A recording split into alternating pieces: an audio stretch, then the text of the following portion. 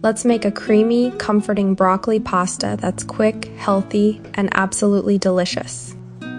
Start by placing a saucepan of water on the stove. Once it begins to heat up, add some salt and then drop in your broccoli florets. Let them boil for about 3 to 4 minutes, just enough to soften them slightly. This blanching keeps their color and crunch. Take the broccoli out and set it aside.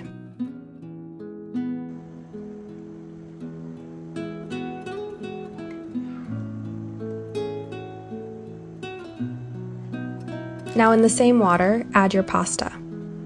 You can use any shape. I had some colorful pasta, so that's what went in. Boil it until it's fully cooked, then drain and keep it aside. Save half a glass of pasta water. In a separate frying pan, add 2 to 3 tablespoons of oil and saute 4 cloves of chopped garlic for about a minute, just until it becomes fragrant. Then add a whole dried red chili for a spicy kick, or skip it if you prefer it mild. Now toss in the blanched broccoli and stir-fry it for 2 to 3 minutes. Keep stirring so it doesn't stick. Then add 1 teaspoon of black pepper powder and 1½ teaspoons of onion powder. Mix it well and remove from the heat.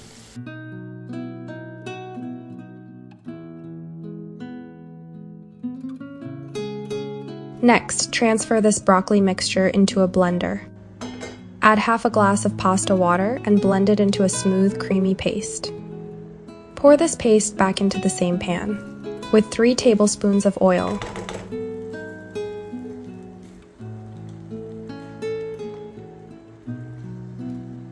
Add your boiled pasta and a little more pasta water to loosen the sauce and bring everything together.